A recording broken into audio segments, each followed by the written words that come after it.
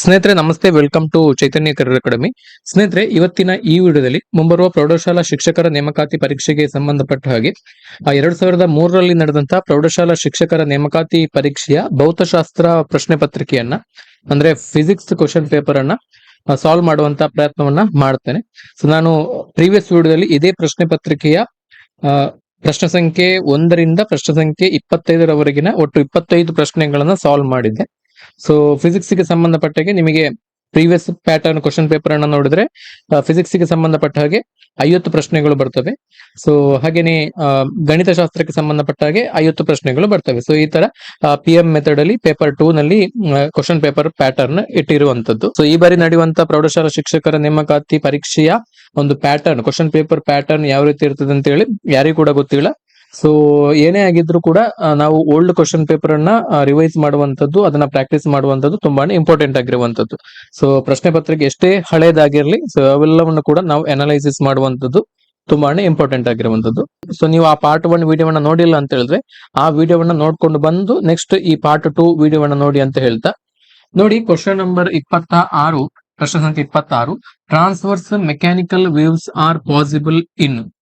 ಇಲ್ಲಿ ನಾನು ಕನ್ನಡದಲ್ಲಿ ಹೇಳ್ತೇನೆ, ಅಡ್ಡ ತರಂಗಗಳು, ನಾವು ಟ್ರಾನ್ಸ್ವರ್ಸ್ ಮೆಕ್ಯಾನಿಕಲ್ ವೇವ್ಸ್ ಅಥವಾ ಟ್ರಾನ್ಸ್ವರ್ಸ್ ವೇವ್ ಅನ್ನ ನಾವು ಅಡ್ಡ ತರಂಗಗಳು ಅಂತೇಳಿ ಕನ್ನಡದಲ್ಲಿ ಕರಿತೇವೆ. ಅಡ್ಡ ತರಂಗಗಳು ಇವುಗಳಲ್ಲಿ ಮಾತ್ರ ಸಾಧ್ಯ, ಅಂದ್ರೆ ಈ ಸ್ಥಿತಿಯಲ್ಲಿರುವಂತಹ ವಸ್ತುಗಳಲ್ಲಿ ಮಾತ್ರ ನಾವು ಅಡ್ಡ ತರಂಗಗಳನ್ನ ಕಾಣಬಹುದು ಅಂತೇಳಿ ಕೇಳಿದ್ದಾರೆ. ಇಲ್ಲಿ ಆಯ್ಕೆಗಳನ್ನ ಕೊಟ್ಟಿದ್ದಾರೆ, ಸಾಲಿಡ್ಸ್, ಲಿಕ್ವಿಡ್ಸ್ ಅಂಡ್ ಗ್ಯಾಸಸ್, ಈ 3 ಸ್ಥಿತಿಗಳಲ್ಲಿ ಕಾಣಬಹುದು. ಹಾಗೇನೆ ಗ್ಯಾಸಸ್ ಓನ್ಲಿ, ಅನಿಲಗಳಲ್ಲಿ ಮಾತ್ರ, ಲಿಕ್ವಿಡ್ ಸರ್ಫೇಸ್ ಓನ್ಲಿ, ದ್ರವಗಳ ಮೇಲ್ಮೈನಲ್ಲಿ ಮಾತ್ರ, ಹಾಗೇನೆ solids and surface of liquids, ಘನ ಮತ್ತು ದ್ರವ ವಸ್ತುಗಳ ಮೇಲ್ಮೈನಲ್ಲಿ ಮಾತ್ರ ಕಾಣಬಹುದು ಅಂತೇಳಿ ಹೇಳಿದ್ದಾರೆ. ಸೊ ಟ್ರಾನ್ಸ್ವರ್ಸ್ ವೇವ್ ಅಥವಾ ಅಡ್ಡ ತರಂಗಗಳನ್ನ ನಾವು ಎಲ್ಲಿ ಕಾಣಬಹುದು ಅಂತ ಹೇಳಿದ್ರೆ, ಸೊ ಇದನ್ನ ನಾವು ಘನ ವಸ್ತುಗಳಲ್ಲಿ ಮತ್ತು ದ್ರವ ವಸ್ತುಗಳ ಮೇಲ್ಮೈನಲ್ಲಿ ಮಾತ್ರ ಕಾಣಬಹುದು. So transverse waves need a medium that provides shear strength, ಅದಕ್ಕೆ ಶಿಯರ್ ಸ್ಟ್ರೆಂತ್ ಬೇಕು. So which solids have, solids ಅಲ್ಲಿ ಘನ ವಸ್ತುಗಳಲ್ಲಿ ಈ ಒಂದು ಬಲ ಇದೆ, ಶಿಯರ್ ಸ್ಟ್ರೆಂತ್ ಇದೆ. ಸೊ ಹಾಗಾಗಿ ಘನ ವಸ್ತುಗಳಲ್ಲಿ ಈ ಒಂದು ಟ್ರಾನ್ಸ್ವರ್ಸ್ ಮೆಕ್ಯಾನಿಕಲ್ ವೇವ್ ಅನ್ನ ನಾವು ಕಾಣಬಹುದು. ಹಾಗೇನೆ they can also propagate along the surface of a liquid due to the tension at the surface. So ಬರೀ ಘನವಸ್ತುಗಳಲ್ಲಿ ಮಾತ್ರ ಅಲ್ಲದೆ ದ್ರವಗಳ ಮೇಲ್ಮೈನಲ್ಲೂ ಕೂಡ ಈ ಟ್ರಾನ್ಸ್ವರ್ಸ್ ವೇವ್ ಟ್ರಾವೆಲ್ ಆಗುವುದನ್ನ ನಾವು ಗಮನಿಸಬಹುದು.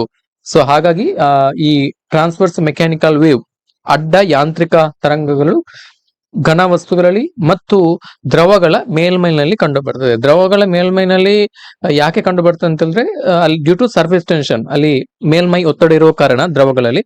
ಸೊ ಹಾಗಾಗಿ ದ್ರವಗಳ ಮೇಲ್ಮೈನಲ್ಲಿ ಈ ಮತ್ತು ಘನ ಸ್ಥಿತಿಯಲ್ಲಿರುವಂತಹ ವಸ್ತುಗಳಲ್ಲಿ ಈ ಟ್ರಾನ್ಸ್ವರ್ಸ್ ವೇವ್ ಅನ್ನ ನಾವು ಪತ್ತೆ ಹಚ್ಚಬಹುದು ಅಂತೇಳಿ. ಸೊ ಹಾಗಾಗಿ ಇಲ್ಲಿ ಕೊಟ್ಟಿರತಕ್ಕಂತ ಆಯ್ಕೆಗಳಲ್ಲಿ option 4 solids and surface of liquids ಸರಿಯಾದಂತ ಉತ್ತರ. ಮುಂದಿನ ಪ್ರಶ್ನೆಯನ್ನ ನೋಡಿ, when a body moves through a distance S at right angles to the applied force, work done by the force is. So ಇಲ್ಲಿ ಕನ್ನಡದಲ್ಲಿ ಕ್ವಶನ್ ಅನ್ನು ಹೇಳ್ತೇನೆ. ಒಂದು ವಸ್ತುವು ಪ್ರಯೋಗಿಸಿದ ಬಲಕ್ಕೆ ಲಂಬಕೋನದಲ್ಲಿ ಎಸ್ ದೂರವನ್ನು ಕ್ರಮಿಸಿದಾಗ ಬಲದಿಂದಾದ ಕೆಲಸ ಎಷ್ಟು ಅಂತೇಳಿ ಕೇಳಿದ್ದಾರೆ. ಸೊ ಇಲ್ಲಿ ಒಂದು ಸನ್ನಿವೇಶವನ್ನ ಕೊಟ್ಟಿದ್ದಾರೆ. ಒಂದು ಕಾಯ ಎಸ್ ಡಿಸ್ಟೆನ್ಸ್ ಗೆ ಮೂವ್ ಆಗಿದೆ, ಅಂದ್ರೆ ಡಿಸ್ಪ್ಲೇಸ್ಮೆಂಟ್ ಎಸ್ ಅದಕ್ಕೆ ಮೂವ್ ಆಗಿದೆ. So due to the applied force, so ಆಗ ಅಲ್ಲಿ ನಿರ್ವಹಿಸಲ್ಪಟ್ಟಂತಹ ಕೆಲಸದ ಪ್ರಮಾಣ ಎಷ್ಟು ಅಂತೇಳಿ ಕೇಳಿದ್ದಾರೆ, work done by that force. So ಈಗ ಈ ಒಂದು ಸನ್ನಿವೇಶವನ್ನ ನೋಡಿ, ಇಲ್ಲಿ ಪ್ರಶ್ನೆಯಲ್ಲೇ ಕೊಟ್ಟಿದ್ದಾರೆ, ಒಂದು ಕಾಯ, ಸೊ ಅದು ಅದರ ಮೇಲೆ ಪ್ರಯೋಗಿಸಲ್ಪಟ್ಟಂತಹ ಬಲಕ್ಕೆ ಲಂಬ ಕೋನದಲ್ಲಿ ಚಲಿಸ್ತಾ ಇದೆ. ಸೊ ಈ ಡೈರೆಕ್ಷನ್ ಆಫ್ ಫೋರ್ಸ್ ಈ ರೀತಿ ಇದ್ರೆ, ಸೊ ಡಿಸ್ಪ್ಲೇಸ್ಮೆಂಟ್ ಈ ತರ ಇದೆ. ಸೊ ಇದು ನೋಡ್ಬೋದು ನೀವು. ಸೊ ಈ ತರ ಒಂದು ಸನ್ನಿವೇಶ ಇದೆ. ಸೊ ಈ ಒಂದು ಸನ್ನಿವೇಶದಲ್ಲಿ ಈ ಆಂಗಲ್ 90, ಅಂದ್ರೆ right angles to each other ಅಂತ ಹೇಳಿದ್ರೆ 90 ಡಿಗ್ರಿ. ಸೊ ನಾವು ವರ್ಕ್ ಡನ್ ಅನ್ನ ಕ್ಯಾಲ್ಕುಲೇಟ್ ಮಾಡ್ಕೊಳ್ಳಿಕ್ಕೆ ನಾವು ಬಳಸುವಂತಹ ಫಾರ್ಮುಲಾ ಏನಂತ ಹೇಳಿದ್ರೆ, W is equal to force into displacement ಅಂತೇಳಿ ನಾವು ಯೂಶಲಿ ಮಾಡ್ತೇವೆ. ಸೊ ವಿತ್ ಆಂಗಲ್ ನಾವು ಡಿಫೈನ್ ಮಾಡೋದಾದ್ರೆ F into S in cos theta ಅಂತೇಳಿ. ಸೊ ಆಂಗಲ್ ಅನ್ನು ಕೂಡ ನಾವು ಇಲ್ಲಿ ಮೆನ್ಷನ್ ಮಾಡ್ತೇವೆ, F into S cos theta ಅಂತೇಳಿ. ಸೊ ಇಲ್ಲಿ ನೋಡಿ, ಇಲ್ಲಿ ಆಂಗಲ್ ಅನ್ನ ಹೇಳಿದರೆ, angle theta is equal to 90 degree ಅಂತ ಹೇಳಿದ್ದಾರೆ. ಸೊ ಹಾಗಾಗಿ ಇಲ್ಲಿ W is equal to F into S in cos 90 degree. So cos 90ಯ ಬೆಲೆ ಎಷ್ಟು, ಕಾಸ್ 90 ಡಿಗ್ರಿಯ ವ್ಯಾಲ್ಯೂ ಎಷ್ಟು ಅಂತ ಹೇಳಿದ್ರೆ 0. ಸೊ ಹಾಗಾಗಿ ಈ full term F into S ಅಂತ ಹೇಳಿದ್ರೆ ಇಂಟು 0. ಸೊ ಈ ಫುಲ್ ಟರ್ಮ್ 0 ಆಗ್ತದೆ. ಸೊ ಹಾಗಾಗಿ ಇದರ ಬೆಲೆ ಶೂನ್ಯ ಆಗಿರುತ್ತದೆ, 0. ಆಪ್ಷನ್ 3 ಸರಿಯಾದಂತ ಉತ್ತರ. ಮುಂದಿನ ಪ್ರಶ್ನೆಯನ್ನು ನೋಡಿ, a catapult can do work by virtue of its. ಒಂದು ಕೆಟಾಪಲ್ಟ್ ಅಂದ್ರೆ ಕವಣೆ ಯಂತ್ರ ಅಂತೇಳಿ ಕನ್ನಡದಲ್ಲಿ ಕರಿತೇವೆ. ಇದು ತನ್ನ ಶಕ್ತಿಯ ಯಾವ ಆಧಾರದ ಮೇಲೆ ಕೆಲಸ ಮಾಡ್ತದೆ, ಯಾವ ಶಕ್ತಿಯ ಆಧಾರದ ಮೇಲೆ ಕೆಲಸ ಮಾಡಬಲ್ಲದು ಅಂತೇಳಿ. ಸೊ ನೀವು ಇಲ್ಲಿ ಡಯಾಗ್ರಾಮ್ ಅಲ್ಲಿ ನೋಡ್ತಾ ಇರಬಹುದು. ಸೊ ಇದೊಂದು ಕವಣೆ ಯಂತ್ರದ ರೇಖಾತ್ಮಕ ಚಿತ್ರೀಕರಣ. ಸೊ ನಾವು ಈ ಕವಣೆ ಯಂತ್ರವನ್ನ ನಾವು ಯಾತಕ್ಕೋಸ್ಕರ ಬಳಸ್ತೇವೆ ಅಂತ ಹೇಳಿದ್ರೆ, ಸೊ ಈಗ ಇತ್ತೀಚಿನ ದಿನಗಳಲ್ಲಿ ಇದರ ಬಳಕೆ ಕಡಿಮೆ. ಸೊ ಬಟ್ ಹಿಂದಿನ ಕಾಲದಲ್ಲಿ ಇದನ್ನ ಯಥೇಚ್ಛವಾಗಿ ಬಳಸಲಾಗ್ತಾ ಇತ್ತು. ಫಾರ್ ಎಕ್ಸಾಂಪಲ್ ಕೋಟೆಗಳನ್ನ ಒಡಿಲಿಕ್ಕೆ, ಸೊ ಹಾಗೇನೆ ದೊಡ್ಡ ದೊಡ್ಡ ಭಾರವಾಗಿರುವಂತಹ ವಸ್ತುಗಳನ್ನ ಒಂದು ಕಡೆಯಿಂದ ಇನ್ನೊಂದು ಕಡೆಗೆ ಎಸೆಯಲಿಕ್ಕೆ ಅಥವಾ ಸಾಗಿಸಲಿಕ್ಕೆ, ಅದನ್ನ ಮೂವ್ ಮಾಡ್ಲಿಕ್ಕೆ ಇದನ್ನ ಬಳಸ್ತಾ ಇದ್ರು. ಸೊ ಈ ಒಂದು ಕವಣೆ ಯಂತ್ರ ಅಥವಾ ಕೆಟಾಪಲ್ಟ್ ಏನಿದೆ, ಸೊ ಇದರಲ್ಲಿ ಈ ರೀತಿಯ ರಚನೆಯನ್ನ ಮಾಡಿರ್ತಾರೆ. ಸೊ ಕೆಳಗಡೆ ಒಂದು ಚಕ್ರದ ರೀತಿಯ ಟ್ರಾಲಿ ಇರ್ತದೆ. ಸೊ ಅದಕ್ಕೆ ಒಂದು ಕಬ್ಬಿಣ ಅಥವಾ ಮರದ ರಾಡ್ ಅನ್ನ ಫಿಕ್ಸ್ ಮಾಡಿರ್ತಾರೆ. ಸೊ ಮೇಲ್ಗಡೆ ನೀವು ಇಲ್ಲಿ ಕಾಣಬಹುದು, ಅದರ ಮೇಲ್ಗಡೆ ಇನ್ನೊಂದು ರಾಡ್ ಇದೆ, ದೊಡ್ಡದಾದಂತಹ ರಾಡ್. ಸೊ ಅದರಲ್ಲಿ ಒಂದು ಸೈಡ್ ಅಲ್ಲಿ ಭಾರವಾಗಿರುವಂತಹ ವಸ್ತುವನ್ನ ಹಾಕಿರ್ತಾರೆ. ಸೊ ಇನ್ನೊಂದು ಸೈಡ್ ಅಲ್ಲಿ, ಇನ್ನೊಂದು ತುದಿಯಲ್ಲಿ, ಸೊ ನಾವು ಯಾವ ವಸ್ತುವನ್ನ ಮೂವ್ ಮಾಡ್ಬೇಕು, ಚಲಿಸುವಂತೆ ಮಾಡಬೇಕು, ಆ ವಸ್ತುವನ್ನ ಇಡ್ಲಿಕ್ಕೆ ಒಂದು ಪೇಲೋಡ್ ತರ ಪೌಚ್ ತರ ಮಾಡಿರ್ತಾರೆ. ಸೊ ಚೀಲದ ರೀತಿಯ ರಚನೆಯನ್ನ ಮಾಡಿರ್ತಾರೆ. ಸೊ ಈ ಚೀಲದಲ್ಲಿ ನಾವು ಎಸೆಯಬೇಕಾಗಿರುವಂತಹ ವಸ್ತು ಅಥವಾ ನಾವು ಚಲಿಸಲು ಉದ್ದೇಶಿಸಿರುವಂತಹ ವಸ್ತುವನ್ನ ಅಲ್ಲಿ ಇಡಬೇಕು. ಸೊ ಇಲ್ಲಿ ಇರುವಂತಹ ಈ ತುದಿಯಲ್ಲಿರುವಂತಹ ಭಾರದ ವಸ್ತುವನ್ನ ಜೋರಾಗಿ ಜಗ್ಗಿದಾಗ ಅಲ್ಲಿ ಪ್ರಚನ್ನ ಶಕ್ತಿ ಅನ್ನುವಂಥದ್ದು ಶೇಖರಣೆ ಆಗ್ತದೆ, ಪ್ರಚನ್ನ ಶಕ್ತಿ. ಸೊ ಈ ಪ್ರಚನ್ನ ಶಕ್ತಿಯಿಂದಾಗಿ ಈ ವಸ್ತುವನ್ನ ನಾವು ಏನು ಎಳೆದು ಜಗ್ಗಿದ್ದೇವೆ, ಸೊ ಅದನ್ನ ಒಂದ್ಸಲ ಸಡನ್ ರಿಲೀಸ್ ಮಾಡಿದಾಗ, ಸೊ ಇಲ್ಲಿ ಸಂಗ್ರಹವಾಗಿರುವಂತಹ ಪ್ರಚನ್ನ ಶಕ್ತಿ ಅದು ಚಲನ ಶಕ್ತಿಯಾಗಿ, ಕೈನೆಟಿಕ್ ಎನರ್ಜಿಯಾಗಿ ಅದು ಇಲ್ಲಿ ಪೇಲೋಡ್ ಅಲ್ಲಿ ಇಟ್ಟಿರ್ತಕ್ಕಂಥ ವಸ್ತುವನ್ನ ವೇಗವಾಗಿ ಮುಂದಕ್ಕೆ ಚಲಿಸುವಂತೆ ಅಥವಾ ಎಸೆಯುವಂತೆ ಮಾಡ್ತದೆ. ಸೊ ಈ ಕೋಟೆ ಒಡೆಯುವಂತ ಸಂದರ್ಭದಲ್ಲಿ ಇಲ್ಲಿ ಈ ಪೌಚ್ ಅಲ್ಲಿ ನೋಡಿ, ಈ ರೀತಿಯ ರಚನೆಯಲ್ಲಿ ಇಲ್ಲಿ ದೊಡ್ಡದಾದಂತಹ ಕಲ್ಲು ಅಥವಾ ಬಂಡೆಗಳನ್ನ ಇಡ್ತಿದ್ರು. ಸೊ ಇದನ್ನ ದೂರದಿಂದ ಇಟ್ಟು ಯಾವ್ದಾದ್ರು ಒಂದು ಕೋಟೆಗೆ ಗುರಿ ಇಟ್ಟು ಇದನ್ನ ಜೋರಾಗಿ ರಭಸವಾಗಿ ಎಸೆದಾಗ ಆ ಕೋಟೆ ಒಡೆದು ಹೋಗ್ತಾ ಇತ್ತು. ಸೊ ಈ ರೀತಿಯಲ್ಲಿ ಈ ಒಂದು ಕೋಟೆಯನ್ನು ಒಡೆಯೋದಕ್ಕೋಸ್ಕರ ಕವಣೆ ಯಂತ್ರವನ್ನ ಬಳಕೆ ಮಾಡಲಾಗ್ತಾ ಇತ್ತು. ಸೊ ಇದಕ್ಕೆ ಸರಳವಾಗಿರುವಂತಹ ಇನ್ನೊಂದು ಉದಾಹರಣೆಯನ್ನು ನಾವು ಕೊಡೋದಾದ್ರೆ, ಸೊ ನೀವು ಗಮನಿಸಿರಬಹುದು, ಮಕ್ಕಳು ಆಡುವಂತಹ ಆಟಿಕೆ. ಸೊ ಜೋರಾಗಿ ರಬ್ಬರ್ ಬ್ಯಾಂಡ್ ಅನ್ನ ಎಳೆದು, ಸೊ ಅಲ್ಲಿ ಕಲ್ಲನ್ನ ಅಥವಾ ಬೇರೆ ಯಾವ್ದು ಅಥವಾ ಬಿಲ್ಲು ಬಾಣ ನೀವು ಗಮನಿಸಿರಬಹುದು. ಸೊ ಅದನ್ನ ಇಟ್ಟು ಜೋರಾಗಿ ಎಳೆದಾಗ ಪ್ರಚನ ಶಕ್ತಿ ಸಂಗ್ರಹ ಆಗ್ತದೆ. ಸೊ ನೆಕ್ಸ್ಟ್ ಅದನ್ನು ಬಿಟ್ಟಾಗ ಅದು ಚಲನ ಶಕ್ತಿಯಾಗಿ ಪರಿವರ್ತನೆಯಾಗಿ ಅಲ್ಲಿ ಇಟ್ಟಿರ್ತಕ್ಕಂಥ ವಸ್ತು ಮುಂದಕ್ಕೆ ಚಲಿಸ್ತದೆ. ಸೊ ಹಾಗಾಗಿ ಈ ಒಂದು ಕೆಟಾಪಲ್ಟ್ ಅಥವಾ ಕವಣೆ ಯಂತ್ರ ಅನ್ನುವಂಥದ್ದು ಈ ಪೊಟೆನ್ಶಿಯಲ್ ಎನರ್ಜಿ ಸ್ಟೋರ್ ಆಗಿ ನೆಕ್ಸ್ಟ್ ಅದು ಚಲನ ಶಕ್ತಿಯಾಗಿ ಪರಿವರ್ತನೆ ಆಗುವ ಒಂದು ತತ್ವದ ಆಧಾರದ ಮೇಲೆ ಕೆಲಸ ಮಾಡ್ತದೆ. ಸೊ ಪ್ರಮುಖವಾಗಿ ಪ್ರಚನ ಶಕ್ತಿ ಅಥವಾ ಪೊಟೆನ್ಶಿಯಲ್ ಎನರ್ಜಿಯಿಂದಾಗಿ ಈ ಒಂದು ಕೆಟಾಪಲ್ಟ್ ಅಥವಾ ಕವಣೆ ಯಂತ್ರ ಕಾರ್ಯನಿರ್ವಹಣೆ ಮಾಡುವಂತದ್ದು. ಹಾಗಾಗಿ ಇಲ್ಲಿ ಆಪ್ಷನ್ 1 ಸರಿಯಾದಂತ ಉತ್ತರ ಆಗಿರುವಂತದ್ದು. ಸೊ ಮುಂದಿನ ಪ್ರಶ್ನೆಯನ್ನ ನೋಡಿ, ಆ longitudinal wave having a wavelength 0.05 meter covers a distance of 50 meter in 50 seconds. The frequency of the wave is ಅಂತೇಳಿ ಕೇಳಿದ್ದಾರೆ. ಸೊ 0.05 ಮೀಟರ್ ತರಂಗಾಂತರ ಹೊಂದಿರುವಂತ ನೀಳ ತರಂಗವು ಅಂದ್ರೆ ಲಾಂಜಿಟ್ಯೂಡ್ನಲ್ ವೇವ್ಸ್ 50 ಸೆಕೆಂಡ್ಗಳಲ್ಲಿ 50 ಮೀಟರ್ ದೂರವನ್ನ ಕ್ರಮಿಸುತ್ತದೆ. ಹಾಗಾದರೆ ತರಂಗದ ಆವರ್ತನ ಎಷ್ಟು ಅಂತೇಳಿ, ಅಂದ್ರೆ ಫ್ರೀಕ್ವೆನ್ಸಿಯನ್ನ ನಾವು ಕ್ಯಾಲ್ಕುಲೇಟ್ ಮಾಡ್ಕೊಳ್ಬೇಕು. ಸೊ ವೇವ್ ಇಕ್ವೇಶನ್ ನಮಗೆ ಗೊತ್ತಿದೆ, nu is equal to F lambda ಅಂತೇಳಿ ವೇವ್ ಇಕ್ವೇಶನ್ ಇದೆ. ಸೊ ಇಲ್ಲಿ ನ್ಯೂ ಅಂತ ಹೇಳಿದ್ರೆ ವೇವ್ ವೆಲಾಸಿಟಿ, ಸೊ ಹಾಗೇನೆ ಎಫ್ ಅಂತ ಹೇಳಿದ್ರೆ ಫ್ರೀಕ್ವೆನ್ಸಿ ಅಂಡ್ ಲ್ಯಾಂಬ್ಡಾ ಅಂತ ಹೇಳಿದ್ರೆ ವೇವ್ ಲೆಂತ್. ಸೊ ಈ ರೀತಿ ಫಾರ್ಮುಲಾ ಇದೆ. ಸೊ ಇಲ್ಲಿ ಏನೆಲ್ಲ ಕೊಟ್ಟಿದ್ದಾರೆ ಅಂತ ಹೇಳಿದ್ರೆ, ಆ longitudinal wave having wavelength 0.05 metre ಅಂದ್ರೆ ಲ್ಯಾಂಬ್ಡಾ ಕೊಟ್ಟಿದ್ದಾರೆ. ಲ್ಯಾಂಬ್ಡಾ ಎಷ್ಟು? 0.05 ಮೀಟರ್. ಸೊ ನೆಕ್ಸ್ಟ್ ಏನು ಕೊಟ್ಟಿದ್ದಾರೆ? ಡಿಸ್ಟೆನ್ಸ್ ಕೊಟ್ಟಿದ್ದಾರೆ. ಸೊ ಡಿಸ್ಟೆನ್ಸ್ 50 ಮೀಟರ್ ಅಂತೆ. ಹಾಗೇನೆ ಇಲ್ಲಿ ಇನ್ ಟೈಮ್ 50 ಸೆಕೆಂಡ್ ಅಂತೇಳಿ ಟೈಮ್ ಕೊಟ್ಟಿದ್ದಾರೆ. So D is equal to 50 metre and time equal to 50 second. So ಈಗ ನಾವೇನ್ ಮಾಡ್ಬೇಕು ಅಂತ ಹೇಳಿದ್ರೆ, ಸೊ ಈಗ ಇಲ್ಲಿ ಡಿ ಮತ್ತೆ ಟಿ ಅನ್ನ ಕೊಟ್ಟಿದ್ದಾರೆ, ಡಿಸ್ಟೆನ್ಸ್ ಅಂಡ್ ಟೈಮ್. ಸೊ ನಮಗೆ ವೆಲಾಸಿಟಿ ಬೇಕು. ಸೊ ಈ ಫಾರ್ಮುಲಾಕ್ಕೆ ನಾವು ಸಬ್ಸ್ಟಿಟ್ಯೂಟ್ ಮಾಡಬೇಕಿದ್ರೆ ಫಸ್ಟ್ ಆಫ್ ಆಲ್ ನಾವು ಏನ್ ಮಾಡ್ಬೇಕು ಅಂತ ಹೇಳಿದ್ರೆ, first we have to find out the velocity, wave velocity. So ಹಾಗಾಗಿ ಇಲ್ಲಿ ಡಿಸ್ಟೆನ್ಸ್ ಮತ್ತೆ ಟೈಮ್ ಅನ್ನ ಕೊಟ್ಟಿರೋದ್ರಿಂದ ಸೊ ನಾವು ವಿ ಅನ್ನ ಕ್ಯಾಲ್ಕುಲೇಟ್ ಮಾಡಬಹುದು. V is equal to D by T, distance by time. So ಆಗ ಏನಾಯ್ತು, ಡಿಸ್ಟೆನ್ಸ್ ಎಷ್ಟು 50 ಡಿವೈಡ್ ಬೈ ಟೈಮ್ ಎಷ್ಟು 50, ಎಲ್ಲ ಕೂಡ SI ಯೂನಿಟ್ ಅಲ್ಲಿ ಇದೆ. ಸೊ ಹಾಗಾಗಿ 1 metre per second velocity, 1 metre per second velocity ಇದೆ. ಸೊ ನೆಕ್ಸ್ಟ್ ನೀವೇನ್ ಮಾಡ್ಬೇಕಂತ ಹೇಳಿದ್ರೆ, nu is equal to F lambda ಅನ್ನುವಂಥದ್ದು ಫಾರ್ಮುಲಾ. ಈ ಸೂತ್ರಕ್ಕೆ ಇದನ್ನ ಆದೇಶಿಸಬೇಕು, ಸಬ್ಸ್ಟಿಟ್ಯೂಟ್ ಮಾಡಬೇಕು. ಸೊ ಈಗ ನಮಗೆ ಬೇಕಾಗಿರುವಂತದ್ದು ಫ್ರೀಕ್ವೆನ್ಸಿ ಅಲ್ವಾ, ಕೇಳಿರುವಂತದ್ದು ದ ಫ್ರೀಕ್ವೆನ್ಸಿ.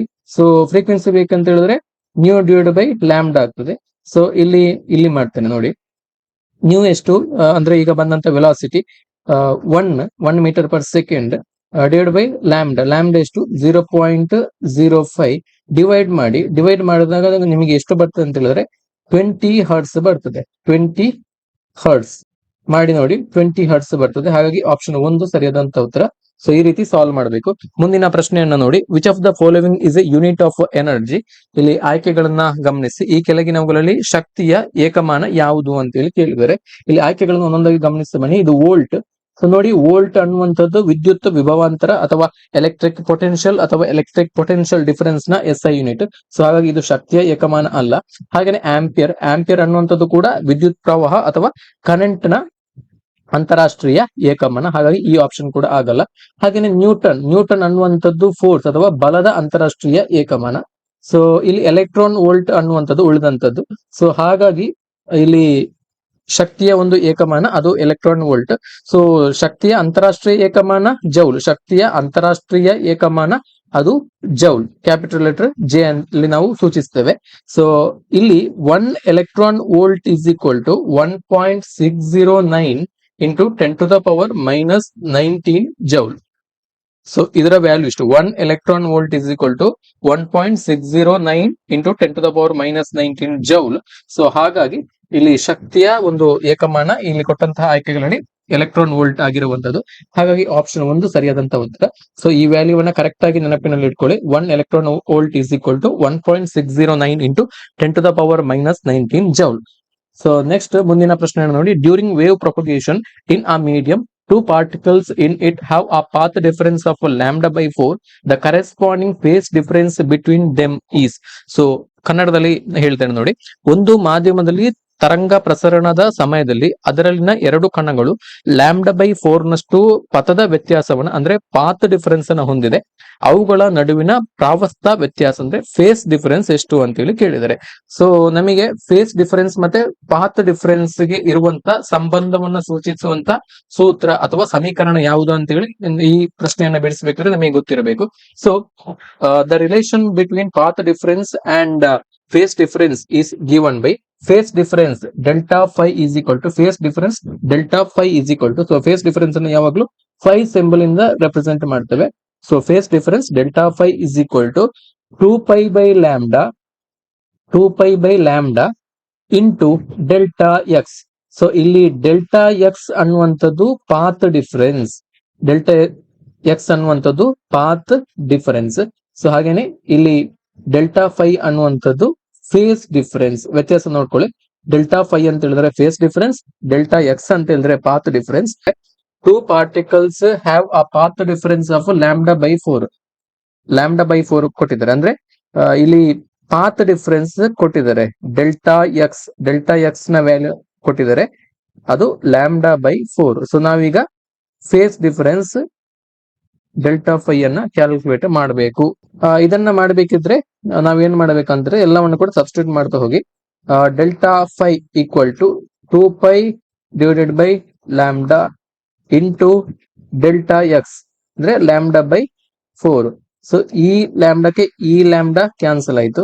ಸೊ ಈಗ ಈ 4 2 4, ಸೊ ಇದಕ್ಕೆ ಇದು ಕ್ಯಾನ್ಸಲ್ ಆಯ್ತು. ಸೊ ಆಗ ಉಳಿದಂಥದ್ದು π/2 ರೇಡಿಯನ್. ಸೊ ಇದು ರೇಡಿಯನ್ ಗಳಲ್ಲಿ. ಸೊ ಇಲ್ಲಿ π/2 ಅಂತೇಳಿ ಆಪ್ಷನ್ ಇದೆಯಾ? ಇಲ್ಲ. So in terms of degree π/2 is equal to 90 degree ಅಲ್ವಾ, π/2 ಅಂತ ಹೇಳಿದ್ರೆ 90 ಡಿಗ್ರಿ. ಸೊ ಇದು ರೇಡಿಯನ್ ನಲ್ಲಿ ಇದೆ, ಸೊ ಡಿಗ್ರಿ ಕನ್ವರ್ಟ್ ಮಾಡಿದಾಗ 90 ಡಿಗ್ರಿ. ಸೊ ಹಾಗಾಗಿ ಇಲ್ಲಿ ಈ ಪ್ರಶ್ನೆಗೆ ಸರಿಯಾದಂತ ಉತ್ತರ phase difference delta phi is equal to 90 degree. Option 3 ಸರಿಯಾದಂತ ಉತ್ತರ. ಸೊ ಮುಂದಿನ ಪ್ರಶ್ನೆಯನ್ನು ನೋಡಿ, it is difficult to walk on ice because of. So ಇಲ್ಲಿ ಆಯ್ಕೆಗಳನ್ನ ಕೊಟ್ಟಿದ್ದಾರೆ. ಮಂಜುಗೆಡ್ಡೆಯ ಮೇಲೆ ನಡೆಯುವುದು ಕಷ್ಟ, ಇದಕ್ಕೆ ಸ್ಪಷ್ಟವಾಗಿರುವಂತ ಕಾರಣ ಏನು ಅಂತೇಳಿ. ಇಲ್ಲಿ ಆಯ್ಕೆಗಳನ್ನ ನೋಡಿ, ಮೋರ್ ಇನರ್ಷಿಯಾ, ಹೆಚ್ಚಿನ ಜಡತ್ವ, ಮೋರ್ ಫ್ರಿಕ್ಷನ್, ಹೆಚ್ಚಿನ ಘರ್ಷಣೆ, ಸೊ ಹಾಗೇನೆ ಲ್ಯಾಕ್ ಆಫ್ ಫ್ರಿಕ್ಷನ್, ಘರ್ಷಣೆಯ ಕೊರತೆ, ಹಾಗೇನೆ ಆಬ್ಸೆನ್ಸ್ ಆಫ್ ಇನರ್ಷಿಯಾ, ಜಡತ್ವದ ಕೊರತೆ, ಜಡತ್ವ ಇಲ್ಲದೆ ಇರುವಂತದ್ದು. ಸೊ ನಾವು ಸಾಮಾನ್ಯವಾಗಿ ನೆಲದ ಮೇಲೆ ನಡೆಯುವ ರೀತಿಯಲ್ಲಿ ನಾವು ಐಸ್ನ ಮೇಲೆ, ಮಂಜುಗಡ್ಡೆಯ ಮೇಲೆ ಅಥವಾ ಹಿಮದ ಮೇಲೆ ನಡಿಲಿಕ್ಕೆ ಸಾಧ್ಯ ಆಗುವುದಿಲ್ಲ. ಸೊ ಇದಕ್ಕೆ ಪ್ರಮುಖವಾಗಿರುವಂತಹ ಕಾರಣ ಏನಂತ ಹೇಳಿದ್ರೆ, ಸೊ ನಾವು ನೆಲದ ಮೇಲೆ, ಭೂಮಿಯ ಮೇಲೆ ನಡಿಬೇಕಿದ್ರೆ ನಮ್ಮ ನಡೆಯುವಂತಹ ಕಾಲು ಮತ್ತು ಭೂಮಿಯ ನಡುವೆ ಪರಸ್ಪರ ಘರ್ಷಣೆ ಉಂಟಾಗುವುದರಿಂದ ಸೊ ನಾವು ಆರಾಮವಾಗಿ ನಡಿಬಹುದು. ಸೊ ಬಟ್ ಇಲ್ಲಿ ನಾವು ಮಂಜುಗಡ್ಡೆಯ ಮೇಲೆ ಅಥವಾ ಹಿಮದ ಮೇಲೆ ನಾವು ನಡೆಯುವಂತ ಸಂದರ್ಭದಲ್ಲಿ ಸೊ ಅಲ್ಲಿ ಘರ್ಷಣೆ ತುಂಬಾ ಕಡಿಮೆ ಆಗಿರುತ್ತದೆ, ಘರ್ಷಣೆ ಆಲ್ಮೋಸ್ಟ್ ಝೀರೋ ಆಗಿರುತ್ತದೆ, friction is almost zero. So ಹಾಗಾಗಿ ನಮಗೆ ನೆಲದ ಮೇಲೆ ನಡೆದಷ್ಟು ನಡೆಯುವ ರೀತಿಯಲ್ಲಿ ಹಿಮದ ಮೇಲೆ ಅಥವಾ ಮಂಜುಗಡ್ಡೆಯ ಮೇಲೆ ನಡಿಲಿಕ್ಕೆ ಸಾಧ್ಯ ಆಗುದಿಲ್ಲ. ಸೊ ಹಾಗಾಗಿ ಇದಕ್ಕೆ ಪ್ರಮುಖವಾಗಿರುವಂತಹ ಕಾರಣ ಏನಂತ ಹೇಳಿದ್ರೆ ಲ್ಯಾಕ್ ಆಫ್ ಫ್ರಿಕ್ಷನ್, ಅಲ್ಲಿ ಘರ್ಷಣೆಯ ಕೊರತೆ ಇರುವುದರಿಂದ ನಮಗೆ ನಡಿಲಿಕ್ಕೆ ಸಾಧ್ಯ ಆಗುವುದಿಲ್ಲ. ನೆಲದ ಮೇಲೆ ನಡೆಯುವ ರೀತಿಯಲ್ಲಿ ಮಂಜುಗಡ್ಡೆಯ ಮೇಲೆ ನಡಿಲಿಕ್ಕೆ ಸಾಧ್ಯ ಆಗುವುದಿಲ್ಲ. ಸೊ ಹಾಗೇನೆ ಈ ಮಂಜುಗಡ್ಡೆ ಅಥವಾ ಐಸ್ ತುಂಬಾ ಕಡಿಮೆ ಘರ್ಷಣಾ ಗುಣಾಂಕವನ್ನ ಹೊಂದಿರುವಂತದ್ದು, ಕೋಎಫಿಷಿಯಂಟ್ ಆಫ್ ಫ್ರಿಕ್ಷನ್ ಅಂತ ಹೇಳಿ ಕರಿತೇವೆ. ಘರ್ಷಣ ಗುಣಾಂಕ ಕಡಿಮೆ ಇರುವಂತದ್ದು ಯಾವ್ದ್ರದ್ದು, ಐಸ್ ನದ್ದು. ಸೊ ಹಾಗಾಗಿ ಕೂಡ ಈ ಫ್ರಿಕ್ಷನ್ ಅನ್ನುವಂಥದ್ದು ಕಡಿಮೆ ಆಗ್ತದೆ. ಸೊ ಹಾಗಾಗಿ ನಮಗೆ ಐಸ್ ನ ಮೇಲೆ ಸುಲಭವಾಗಿ ನಡೆಯಲಿಕ್ಕೆ ಸಾಧ್ಯ ಇಲ್ಲ. ಮುಂದಿನ ಪ್ರಶ್ನೆಯನ್ನು ನೋಡಿ, the length of a pendulum is doubled, the time period increases by a factor. ಲೋಲಕ ಅಂದ್ರೆ ಒಂದು ಪೆಂಡ್ಯುಲಮ್ ನ ಉದ್ದವನ್ನ ಇಮ್ಮಡಿಗೊಳಿಸಲಾಗಿದೆ. ಸೊ ಆ ಸಂದರ್ಭದಲ್ಲಿ ಅದರ ಕಾಲಾವಧಿ ಅಂದ್ರೆ ಟೈಮ್ ಪೀರಿಯಡ್ ಅಲ್ಲಿ ಯಾವ ಪ್ರಮಾಣದಲ್ಲಿ ಹೆಚ್ಚಳ ಉಂಟಾಗ್ತದೆ. ಸಿಂಪಲ್ ಪೆಂಡ್ಯುಲಮ್, ಸೊ ಒಂದು ಸರಳ ಲೋಲಕದ ಬಗ್ಗೆ ಪ್ರಶ್ನೆಯನ್ನು ಕೇಳಿರುವಂತದ್ದು. ಸೊ ಸರಳ ಲೋಲಕದ ಒಂದು ಟೈಮ್ ಪೀರಿಯಡ್ ಅನ್ನ ಕ್ಯಾಲ್ಕುಲೇಟ್ ಮಾಡುವಂತ ಫಾರ್ಮುಲಾ ನಮಗೆ ಗೊತ್ತಿದೆ. ಸರಳ ಲೋಲಕದ ಕಾಲಾವಧಿ ಅಥವಾ time period of a simple pendulum is given by the equation T is equal to 2π into square root of L divided by G. 2π into square root of L divided by G. ಇದು full square root L ಮತ್ತೆ G ಗೆ. So ಈ ಫಾರ್ಮುಲಾದಿಂದ ನಾವು time period ಅನ್ನ calculate ಮಾಡಬಹುದು. ಇಲ್ಲಿ T ಅಂತ ಹೇಳಿದ್ರೆ ಟೈಮ್ ಪೀರಿಯಡ್, ಎಲ್ ಅಂತ ಹೇಳಿದ್ರೆ length of the pendulum, L ಅಂತ ಹೇಳಿದ್ರೆ ಲೆಂತ್ ಆಫ್ ದ ಪೆಂಡ್ಯುಲಮ್, ಲೋಲಕದ ಉದ್ದ, ಜಿ ಅಂತ ಹೇಳಿದ್ರೆ ಆಕ್ಸಲರೇಷನ್ ಡ್ಯೂ ಟು ಗ್ರಾವಿಟಿ, ಗುರುತ್ವ ವೇಗೋತ್ಕರ್ಷ. ಭೂಮಿಯಲ್ಲಿ ಸರಾಸರಿ ಗುರುತ್ವ ವೇಗೋತ್ಕರ್ಷದ ಪ್ರಮಾಣ 9.8 metre per second square. So ಇದು ಇರುವಂತದ್ದು. ಸೊ ನಾವು ಇಲ್ಲಿ ಏನು ಹೇಳಿದ್ದಾರೆ ಅಂತ ಹೇಳಿದ್ರೆ the length of a pendulum is doubled.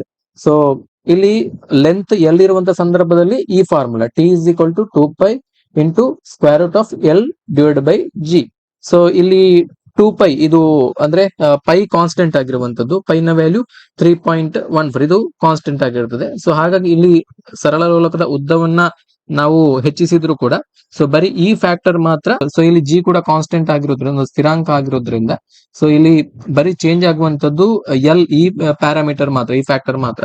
So ಹಾಗಾಗಿ ಈ ಹೊಸ time period, new time period equal to so 2π same into ಈ ಎಲ್ ನ ಬದಲು 2l divided by g.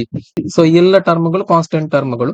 So ಇಲ್ಲಿ ವೇರಿಯೇಷನ್ ಆಗುವಂತದ್ದು 2l ಮಾತ್ರ. ಸೊ ಹಾಗಾಗಿ ಈ ಫ್ಯಾಕ್ಟರ್ ಎಷ್ಟು ಅಂತ ಹೇಳಿದ್ರೆ ಸ್ಕ್ವೇರ್ ರೂಟ್ ಆಫ್ 2 ಮಾತ್ರ.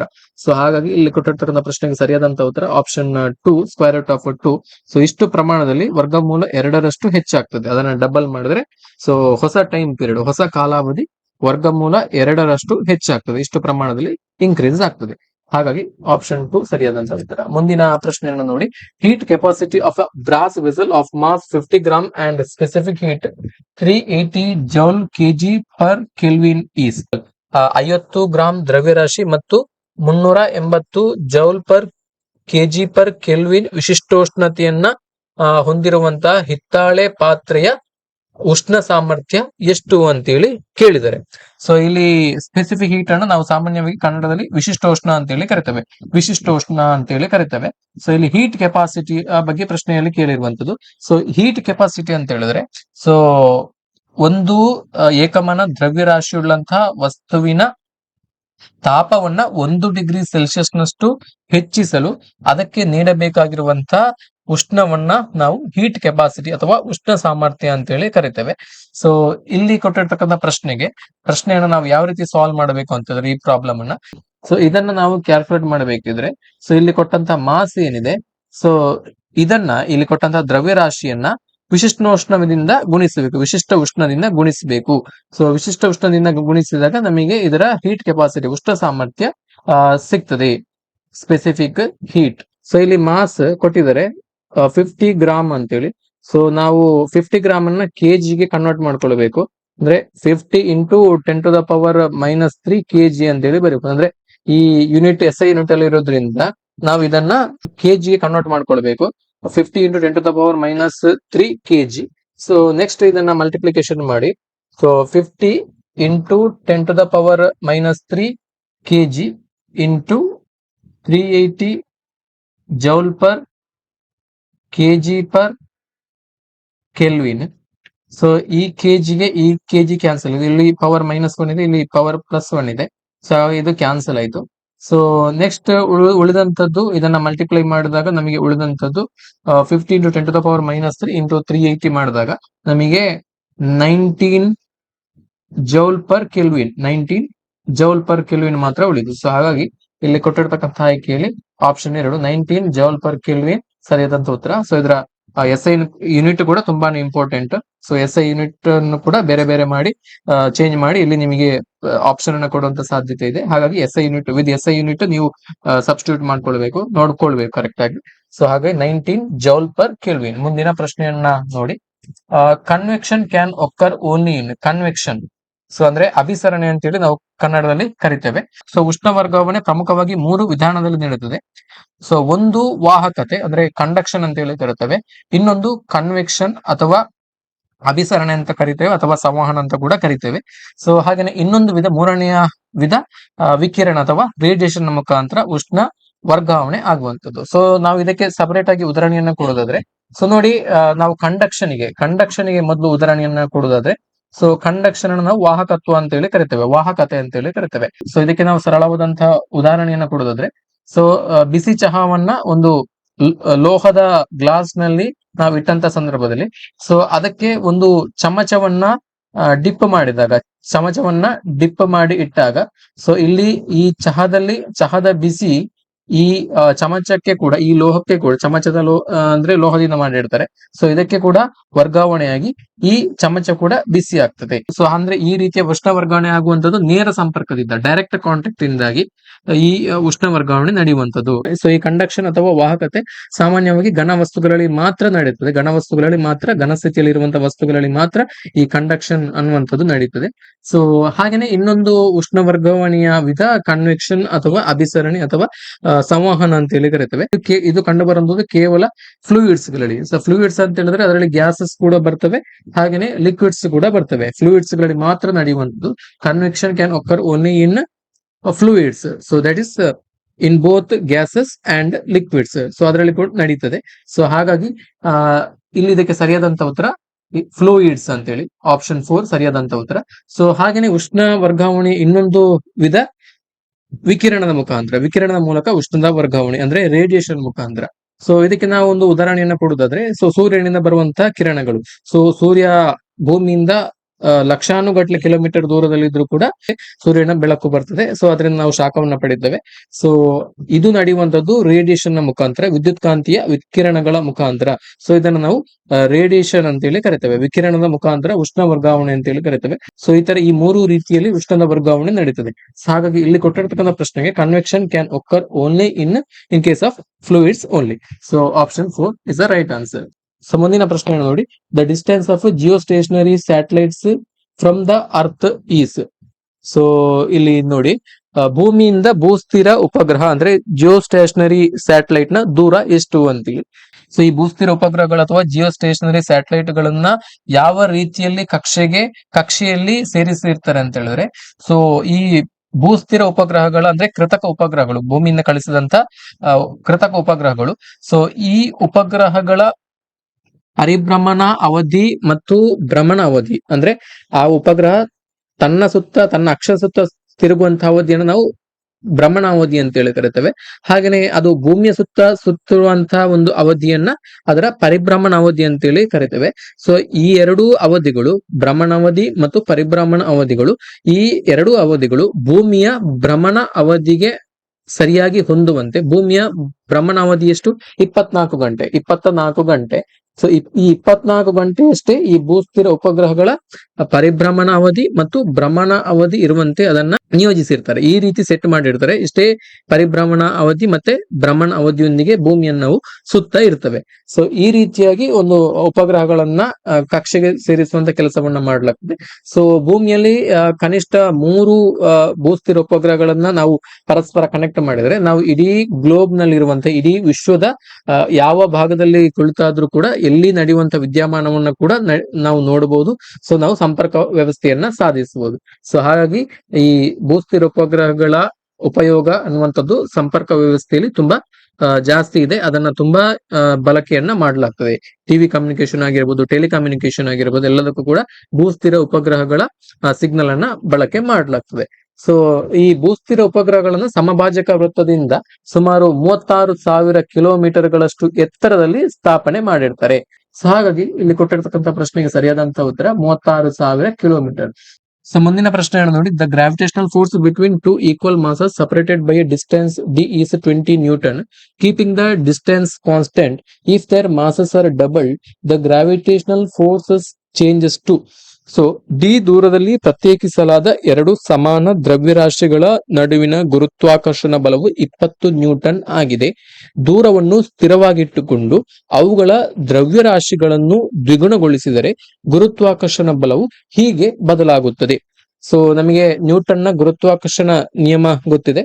ಸೊ ನ್ಯೂಟನ್ನ ಗುರುತ್ವಾಕರ್ಷಣ ನಿಯಮ ಏನ್ ಹೇಳ್ತದೆ ಅಂತ ಹೇಳಿದ್ರೆ, ಸೊ ಗುರುತ್ವಾಕರ್ಷಣ ಬಲವು ಆ ಎರಡು ಕಾಯಗಳ ನಡುವಿನ ದ್ರವ್ಯರಾಶಿಗಳ ಗುಣಲಬ್ಧಕ್ಕೆ ನೇರಾನುಪಾತದಲ್ಲಿ ಇರ್ತದೆ ಅಂತ ಹೇಳ್ತದೆ. ಅಂದ್ರೆ ನಾವು ಈಕ್ವೇಶನ್ ಮುಖಾಂತರ ನಾವು ರೆಪ್ರೆಸೆಂಟ್ ಮಾಡ್ತಾ ಇದ್ರೆ, ಸೊ ಇಲ್ಲಿ gravitational force F is directly proportional to the product of the masses of the two objects m1 into m2.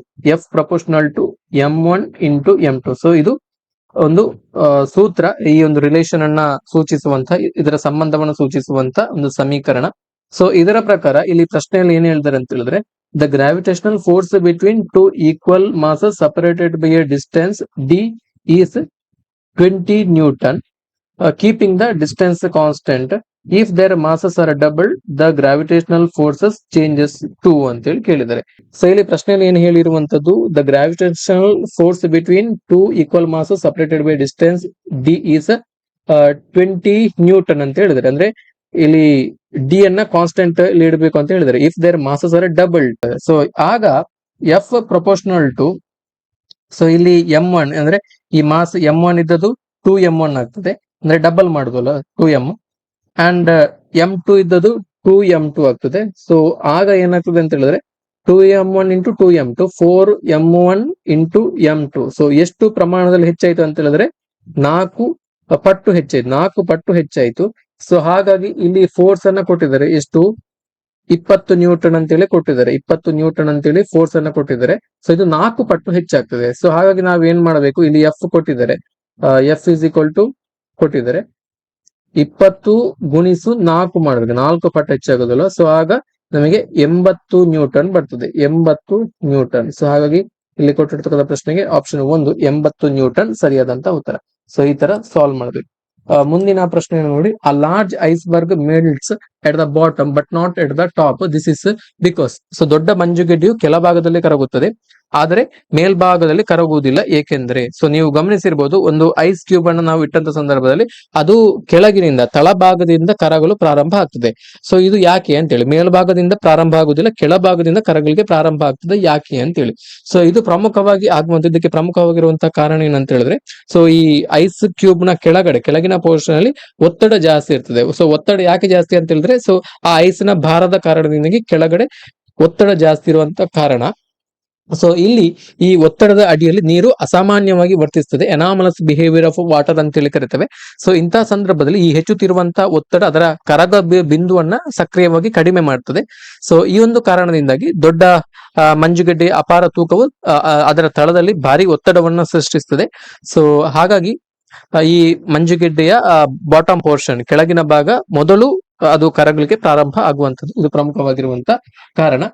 ಇಲ್ಲಿ ಆಯ್ಕೆಗಳನ್ನ ನೋಡಿ. Due to the weight the iceberg pressure is more at the bottom which lowers the melting point. ಇದು ಸರಿಯಾದಂತ ಉತ್ತರ. Option 3 ಸರಿಯಾದಂತ ಉತ್ತರ ಈ ಪ್ರಶ್ನೆಗೆ. ಮುಂದಿನ ಪ್ರಶ್ನೆಯನ್ನು ನೋಡಿ. The material used in a cooking vessel such as pressure cooker should necessarily have. So pressure cooker ನಂತಹ ಅಡುಗೆ ಪಾತ್ರೆಯಲ್ಲಿ ಬಳಸುವಂತಹ ವಸ್ತುವು ಕಡ್ಡಾಯವಾಗಿ ಈ ಗುಣವನ್ನ ಹೊಂದಿರಬೇಕು. ಸೊ ಇಲ್ಲಿ ಯಾವ ರೀತಿಯ ವಸ್ತುವನ್ನ ಪ್ರೆಷರ್ ಕುಕ್ಕರ್ ನ ತಯಾರಿಕೆಯಲ್ಲಿ ನಾವು ಚೂಸ್ ಮಾಡಬೇಕು, ಆಯ್ಕೆ ಮಾಡಿಕೊಳ್ಬೇಕು ಅಂತ ಹೇಳಿ ಹೇಳಿದರೆ, ಇಲ್ಲಿ ಆಯ್ಕೆಗಳನ್ನ ನೋಡ್ತಾ ಬನ್ನಿ. Low specific heat and low conductivity, ಕಡಿಮೆ ವಿಶಿಷ್ಟೋಷ್ಣ ಮತ್ತು ಕಡಿಮೆ ವಾಹಕತೆ. ಹಾಗೆಯೇ option 2 low specific heat and high conductivity, ಕಡಿಮೆ ವಿಶಿಷ್ಟೋಷ್ಣ ಮತ್ತು ಹೆಚ್ಚಿನ ವಾಹಕತೆ. ಹಾಗೆಯೇ option 3 high specific heat and high conductivity. So ಹೆಚ್ಚಿನ ವಿಶಿಷ್ಟೋಷ್ಣ ಮತ್ತು ಹೆಚ್ಚಿನ ವಾಹಕತೆ. ಹಾಗೆಯೇ high specific heat and low conductivity, ಹೆಚ್ಚಿನ ವಿಶಿಷ್ಟೋಷ್ಣ ಮತ್ತು ಕಡಿಮೆ ವಾಹಕತೆ ಅಂತ ಹೇಳಿ ಹೇಳಿದ್ದಾರೆ. ಈ ಪ್ರಶ್ನೆಯನ್ನು ಸಾಲ್ವ್ ಮಾಡೋದಕ್ಕಿಂತ ಮುಂಚೆ ಈ ಸ್ಪೆಸಿಫಿಕ್ ಹೀಟ್ ಅಥವಾ ವಿಶಿಷ್ಟೋಷ್ಣ ಅಂದ್ರೆ ಏನು ಅಂತ ಹೇಳಿ ನಾವು ತಿಳ್ಕೊಳ್ಬೇಕು. ಸೊ ಈ ವಿಶಿಷ್ಟೋಷ್ಣ ಅಂತ ಹೇಳಿದ್ರೆ ಪ್ರೀವಿಯಸ್ ಕ್ವಶನ್ ಅಲ್ಲಿ ನಾವು ಡಿಸ್ಕಸ್ ಮಾಡಿದಾಗೆ ಒಂದು ಏಕಮಾನ ದ್ರವ್ಯರಾಶಿಯುಳ್ಳಂತಹ ವಸ್ತುವಿನ ತಾಪವನ್ನ 1 ಡಿಗ್ರಿ ಸೆಲ್ಸಿಯಸ್ ನಷ್ಟು ಹೆಚ್ಚಿಸಲು ಅಥವಾ 1 ಕೆಲ್ವಿನ್ ನಷ್ಟು ಹೆಚ್ಚಿಸಲು ಅದಕ್ಕೆ ನೀಡಬೇಕಾಗಿರುವಂತಹ ಉಷ್ಣದ ಪ್ರಮಾಣವನ್ನ ನಾವು ಆ ವಸ್ತುವಿನ ವಿಶಿಷ್ಟೋಷ್ಣ ಅಂತ ಹೇಳಿ ಕರಿತೇವೆ. ಸೊ ಹಾಗಾಗಿ ಆ ಪ್ರೆಷರ್ ಕುಕ್ಕರ್ ನ ಪಾತ್ರೆ ಅತ್ಯಂತ ಕಡಿಮೆ ವಿಶಿಷ್ಟೋಷ್ಣವನ್ನು ಹೊಂದಿರಬೇಕು, ಹಾಗೇನೆ ಹೆಚ್ಚಿನ ವಾಹಕತೆಯನ್ನ ಹೊಂದಿರಬೇಕು. ವಾಹಕತೆ ಯಾಕೆ ಬೇಕಂತ ಹೇಳಿದ್ರೆ, ಸೊ ಅಲ್ಲಿ ಹೀಟ್ ಬೇಗ ಇತರ ಭಾಗಗಳಿಗೆ ಕೂಡ, ಇತರ ಪಾತ್ರದ ಇತರ ಎಲ್ಲಾ ಭಾಗಗಳಿಗೆ ಕೂಡ ಬೇಗನೆ ಸ್ಪ್ರೆಡ್ ಆಗಬೇಕು. ವಾಹಕತೆ ಒಳ್ಳೇದಿರಬೇಕು, ಹೆಚ್ಚಿನ ವಾಹಕತೆಯನ್ನು ಹೊಂದಿರಬೇಕು. ಹಾಗಾಗಿ low specific heat and high conductivity ಇರುವಂತ ಪಾತ್ರೆಯನ್ನ ನಾವು ಈ ಲೋಹವನ್ನ ನಾವು ಪ್ರೆಷರ್ ಕುಕ್ಕರ್ ನ ತಯಾರಿಕೆಯಲ್ಲಿ ಬಳಸಿಕೊಳ್ಳಬೇಕು. ಹಾಗಾಗಿ option 2 low specific heat and high conductivity ಸರಿಯಾದಂತ ಉತ್ತರ. ಮುಂದಿನ ಪ್ರಶ್ನೆ ನೋಡಿ. The acceleration of a particle executing simple harmonic motion is always. So ಕನ್ನಡದಲ್ಲಿ ನೋಡಿ, ಸರಳ ಸಂಗತ ಚಲನೆ ಅಂದ್ರೆ ಸಿಂಪಲ್ ಹಾರ್ಮೋನಿಕ್ ಮೋಷನ್ ಗೆ ಸರಳ ಸಂಗತ ಚಲನೆ ಅಂತ ಹೇಳಿ ಕರಿತೇವೆ. ಇದನ್ನ ಸರಳ ಸಂಗತ ಚಲನೆಯನ್ನ ನಿರ್ವಹಿಸುವಂತ ಕಣದ ವೇಗೋತ್ಕರ್ಷ ಅಂದ್ರೆ ಆಕ್ಸಲರೇಷನ್ ಯಾವಾಗಲೂ ಯಾವ ರೀತಿ ಇರ್ತದೆ ಅಂತ ಹೇಳಿದ್ರೆ, so it is always directed towards the mean position. ಇದು ಯಾವಾಗಲೂ ಸರಾಸರಿ ಸ್ಥಾನದ ಕಡೆಗೆ ಅದು ನಿರ್ದೇಶಿಸಲ್ಪಡುತ್ತದೆ, directed towards the mean position. ಇಲ್ಲಿ ಇದಕ್ಕೆ ಸರಿಯಾದಂತ ಉತ್ತರ option 2 directed towards the mean position. ಮುಂದಿನ ಪ್ರಶ್ನೆ ನೋಡಿ. When a monochromatic light travels from one medium to another there will be change in. So ಏಕವರ್ಣದ ಬೆಳಕು ಒಂದು ಮಾಧ್ಯಮದಿಂದ ಮತ್ತೊಂದು ಮಾಧ್ಯಮಕ್ಕೆ ಚಲಿಸಿದಾಗ ಇದರಲ್ಲಿ ಬದಲಾವಣೆ ಆಗ್ತದೆ ಅಂತೇಳಿ ಹೇಳಿದ್ದಾರೆ. ಸೊ ಒಂದು ಮೊನೋಕ್ರೋಮ್ಯಾಟಿಕ್ ಲೈಟ್ ಒಂದು ಮಾಧ್ಯಮದಿಂದ ಇನ್ನೊಂದು ಮಾಧ್ಯಮಕ್ಕೆ ಚಲಿಸಿದಾಗ ಅದರ ತರಂಗಾಂತರ ಮತ್ತು ವೇಗದಲ್ಲಿ ಬದಲಾವಣೆಗಳು ಆಗ್ತವೆ. ವೇವ್ ಲೆಂತ್ ಅಂಡ್ ವೆಲಾಸಿಟಿಯಲ್ಲಿ ಚೇಂಜಸ್ಗಳು ಆಗ್ತವೆ. ಸೊ ಬೆಳಕಿನ ತರಂಗದ ಆವರ್ತನ ಇದರಲ್ಲಿ ಅಂದ್ರೆ ಫ್ರೀಕ್ವೆನ್ಸಿಯಲ್ಲಿ ಯಾವುದೇ ರೀತಿಯ ಬದಲಾವಣೆಗಳು ಆಗುವುದಿಲ್ಲ. ಸೊ ಹಾಗಾಗಿ ಇಲ್ಲಿ ಒಂದು ಮಾಧ್ಯಮದಿಂದ ಇನ್ನೊಂದು ಮಾಧ್ಯಮಕ್ಕೆ ಏಕವರ್ಣೀಯ ಬೆಳಕು ಚಲಿಸಿದ ಸಂದರ್ಭದಲ್ಲಿ ಇಲ್ಲಿ ಬದಲಾವಣೆ ಆಗುವಂತದ್ದು ತರಂಗಾಂತರ ಮತ್ತು ವೇಗದಲ್ಲಿ ಮಾತ್ರ. ನೀವು ವೇವ್ ಈಕ್ವೇಶನ್ ಅನ್ನ ಗಮನಿಸಿರಬಹುದು. Nu is equal to F lambda. So ಒಂದು ಮಾಧ್ಯಮದಿಂದ ಇನ್ನೊಂದು ಮಾಧ್ಯಮಕ್ಕೆ ಬೆಳಕು ಚಲಿಸಿದಂತ ಸಂದರ್ಭದಲ್ಲಿ ಇಲ್ಲಿ ಬದಲಾವಣೆ ಆಗುವಂತದ್ದು ಒಂದು ತರಂಗಾಂತರ ಅಂದ್ರೆ ವೇವ್ ಲೆಂತ್, ಇನ್ನೊಂದು ವೇಗ ಅಥವಾ ವೆಲಾಸಿಟಿ ಅಲೆಯ ವೇಗ. ಮುಂದಿನ ಪ್ರಶ್ನೆಯನ್ನ ನೋಡಿ. When the distance between the two poles of a magnet is decreased by half, the force between the two poles is increases by dash ಅಂತೇಳಿ. ಕಾಂತದ ಎರಡು ಧ್ರುವಗಳ ನಡುವಿನ ಅಂತರವನ್ನ ಅರ್ಧದಷ್ಟು ಕಡಿಮೆ ಮಾಡಿದಾಗ ಎರಡು ಧ್ರುವಗಳ ನಡುವಿನ ಬಲವು ಹೀಗೆ ಹೆಚ್ಚಾಗ್ತದೆ ಅಂದ್ರೆ ಎಷ್ಟು ಹೆಚ್ಚಾಗ್ತದೆ ಅಂತ ಹೇಳಿ ಕೇಳಿದ್ದಾರೆ. ಕಾಂತೀಯ ಬಲ ವಿಲೋಮ ವರ್ಗ ನಿಯಮವನ್ನ ಪಾಲಿಸ್ತದೆ ಅಂದ್ರೆ ಇನ್ವರ್ಸ್ ಸ್ಕ್ವೇರ್ ಲಾ ಅಂತ ಹೇಳಿ ಕರಿತೇವೆ. Inverse square law. So magnetic forces obeys an inverse square law, that is F proportional to 1 by d square. F proportional to 1 by d square. So where d is the distance between the two poles. D is the distance between two poles. So ಈ ನಿಯಮದ ಪ್ರಕಾರ ಇಲ್ಲಿ ಏನಾಗ್ತದೆ, when the distance between the two poles of a magnet is decreased by half, then the force between the two poles increases by how much ಅಂತ ಹೇಳಿ ಕೇಳಿದ್ದಾರೆ. So ಇಲ್ಲಿ ನಾವು ಯಾವ ರೀತಿ ಮಾಡಬೇಕು ಅಂತ ಹೇಳಿದ್ರೆ, ಈ ಇನ್ವರ್ಸ್ ಸ್ಕ್ವೇರ್ ಲಾ ಅನ್ನ ನೋಡಿ. ಸೊ ಇಲ್ಲಿ ಎಫ್ ಪ್ರಪೋರ್ಷನಲ್ ಟು 1/d². ಇಲ್ಲಿ ಏನು ಹೇಳಿರುವಂತದ್ದು, the distance between the two poles of a magnet is decreased by half. ಇಲ್ಲಿ ಡಿ ಇದ್ರೆ ಅದನ್ನ d/2 ಮಾಡುವಂಥದ್ದು. ಇನಿಷಿಯಲಿ ಡಿ ಇದ್ರೆ, ಸೊ ಹಾಫ್ ಅಂತ ಹೇಳಿದ್ರೆ ಅದನ್ನ d/, ಮಾಡುವಂಥದ್ದು. ಸೊ ಆಗ ಏನಾಯ್ತು, ಇಲ್ಲಿ 1/d/2 ಆಯ್ತು, d/2 ಆಯ್ತು. ಸೊ ಆಗ ಫೋರ್ಸ್ ಏನಾಗ್ತದೆ ಅಂತ ಹೇಳಿದ್ರೆ, ಇಲ್ಲಿ 1/d²/4, 2² ಅಂತ ಹೇಳಿದ್ರೆ 4. ಸೊ ಆಗ 4/d² ಆಯ್ತು. 1/d² ಅಂದ್ರೆ ಎಷ್ಟು ಪಟ್ಟು ಹೆಚ್ಚಾಯ್ತು? 4 ಪಟ್ಟು ಹೆಚ್ಚಾಯ್ತು. 4 ಪಟ್ಟು ಹೆಚ್ಚಾಯ್ತು. ಹಾಗಾಗಿ ಆಪ್ಷನ್ 4 ಸರಿಯಾದಂತ ಉತ್ತರ. ಸೊ ಮುಂದಿನ ಪ್ರಶ್ನೆಯನ್ನು ನೋಡಿ. In a laser production the word population inversion means. So ಇಲ್ಲಿ ಲೇಸರ್ ಪ್ರೊಡಕ್ಷನ್ ಅಲ್ಲಿ ಪಾಪ್ಯುಲೇಷನ್ ಇನ್ವರ್ಷನ್ ಅಂತ ಹೇಳಿದ್ರೆ, so population inversion happens when a system is manipulated so that more atoms or electrons sit in an excited or higher energy state than in a lower or unexcited state. A critical condition for creating the stimulated emission required for laser emission. So ಇದನ್ನು ನಾವು population inversion ಅಂತೇಳಿ ಕರಿತೇವೆ. ಅಂದ್ರೆ ಕಡಿಮೆ ಪ್ರಚೋದಿತವಲ್ಲದಂತಹ ಸ್ಥಿತಿಗಿಂತ ಹೆಚ್ಚು ಪರಮಾಣುಗಳು ಅಥವಾ ಎಲೆಕ್ಟ್ರಾನ್ಗಳು ಉತ್ತೇಜಿತ ಅಥವಾ ಹೆಚ್ಚಿನ ಶಕ್ತಿಯ ಸ್ಥಿತಿಯಲ್ಲಿರುವಂತೆ ವ್ಯವಸ್ಥೆಯನ್ನ ನಾವು ಕುಶಲತೆಯಿಂದ ನಿರ್ವಹಿಸಿದಂತಹ ಸಂದರ್ಭದಲ್ಲಿ ಪಾಪ್ಯುಲೇಷನ್ ಇನ್ವರ್ಷನ್ ಸಂಭವಿಸುತ್ತದೆ. ಸೊ ಇದಕ್ಕಾಗಿ ಲೇಸರ್ಗೆ ಅಗತ್ಯವಾಗಿರುವಂತಹ ಪ್ರಚೋದಿತ ಹೊರಸೂಸುವಿಕೆಯನ್ನ ರಚಿಸಲು ಅತ್ಯಂತ ನಿರ್ಣಾಯಕವಾಗಿರುವಂತಹ ಸ್ಥಿತಿ ಆಗಿರುವಂತದ್ದು ಈ ಒಂದು ಹಂತ ಪಾಪ್ಯುಲೇಷನ್ ಇನ್ವರ್ಷನ್. ಹಾಗಾಗಿ ಇಲ್ಲಿ ಕೊಟ್ಟಿರ್ತಕ್ಕಂಥ ಆಯ್ಕೆಯಲ್ಲಿ option 1 taking large number of electrons to higher energy level, ಆದಷ್ಟು ಹೆಚ್ಚು ಎಲೆಕ್ಟ್ರಾನ್ಸ್ ಗಳನ್ನ ಹೈಯರ್ ಎನರ್ಜಿ ಹಂತಕ್ಕೆ, ಹೈಯರ್ ಎನರ್ಜಿ ಲೆವೆಲ್ಗೆ ನಾವು ಅದನ್ನ ಎಕ್ಸೈಟ್ ಮಾಡಬೇಕು. ಸೊ ಇಂಥ ಸಂದರ್ಭದಲ್ಲಿ ಮಾತ್ರ ಪಾಪ್ಯುಲೇಷನ್ ಇನ್ವರ್ಷನ್ ಅನ್ನುವಂತಹ ಒಂದು ವಿದ್ಯಮಾನ ನಡೀತದೆ. ಹಾಗಾಗಿ ಆಪ್ಷನ್ 1 ಸರಿಯಾದಂತಹ ಉತ್ತರ. ಮುಂದಿನ ಪ್ರಶ್ನೆ ನೋಡಿ. ಆ radio station broadcast at a frequency of 1000 kHz, the wave length of the broadcast is. So ಇಲ್ಲಿ ಒಂದು ರೇಡಿಯೋ ಕೇಂದ್ರವು 1000 kHz ಆವರ್ತನದಲ್ಲಿ ಪ್ರಸಾರ ಮಾಡುತ್ತದೆ. ಪ್ರಸಾರದ ತರಂಗಾಂತರ ಅಂದ್ರೆ ವೇವ್ ಲೆಂತ್ ಎಷ್ಟು ಅಂತ ಹೇಳಿ ಕೇಳಿದ್ದಾರೆ. ಸೊ ಒಂದು ರೇಡಿಯೋ ಸ್ಟೇಷನ್ ಇದೆ. ಸೊ ಅದು ಆ ರೇಡಿಯೋ ಸ್ಟೇಷನ್ ಯಾವ ಫ್ರೀಕ್ವೆನ್ಸಿಯಲ್ಲಿ ಬ್ರಾಡ್ಕಾಸ್ಟಿಂಗ್ ಅನ್ನು ಮಾಡ್ತಾ ಇದೆ ಅಂತ ಹೇಳಿದ್ರೆ, ಎಫ್ ಅಂದ್ರೆ ಫ್ರೀಕ್ವೆನ್ಸಿಯನ್ನು ಕೊಟ್ಟಿದ್ದಾರೆ. F is equal to 1000 kHz. 1000 kHz ಅಲ್ಲಿ. ಸೊ 1000 kHz ಅಂತ ಹೇಳಿದ್ರೆ ಇನ್ ಟರ್ಮ್ಸ್ ಆಫ್ ಹರ್ಟ್ಸ್, ನಾವು ಫ್ರೀಕ್ವೆನ್ಸಿನ ಯಾವಾಗ್ಲೂ SI ಯೂನಿಟ್ ಅಲ್ಲಿ ಹರ್ಟ್ಸ್ ಅಲ್ಲಿ ಅಳತೆ ಮಾಡುತ್ತೇವೆ. 1000 ಇಂಟು ಕೆ ಅಂತ ಕೊಟ್ಟಿದ್ದಾರೆ. 1000 ಇಂಟು kHz 10⁻³ ಹರ್ಟ್ಸ್. ಸೊ ನಮಗೆ ಫಾರ್ಮುಲಾ ಗೊತ್ತಿದೆ, C is equal to F lambda. C is equal to F lambda, where C is the speed of light in vacuum. ನಿರ್ವಾತದಲ್ಲಿ ಬೆಳಕಿನ ವೇಗ ಎಷ್ಟು? 3×10⁸ ಮೀಟರ್/ಸೆಕೆಂಡ್ ವೇಗದಲ್ಲಿ ನಿರ್ವಾತದಲ್ಲಿ ಬೆಳಕು ಚಲಿಸುತ್ತದೆ. ಇದು ಕಾನ್ಸ್ಟೆಂಟ್. 3×10⁸ ಮೀಟರ್/ಸೆಕೆಂಡ್ ಇದು ಕಾನ್ಸ್ಟೆಂಟ್. ಸೊ ಇದರ ಪ್ರಕಾರ ನಾವು ವೇವ್ ಲೆಂತ್ ಅನ್ನು ಕ್ಯಾಲ್ಕುಲೇಟ್ ಮಾಡಬೇಕು. Lambda is equal to C/F ಆಯ್ತು. ಸೊ ಈಗ C ಎಷ್ಟು? 3×10⁸ ಮೀಟರ್/ಸೆಕೆಂಡ್ ಡಿವೈಡೆಡ್ ಬೈ F ಎಷ್ಟು? 1000 × 10⁻³ ಸೊ ಇಲ್ಲಿ 3×10⁸ ಡಿವೈಡೆಡ್ ಬೈ 10⁻³ ಇದೆ, ಇಲ್ಲಿ 1000 ಇದೆ. ಹಾಗಾಗಿ 10⁻6 ಆಯ್ತು.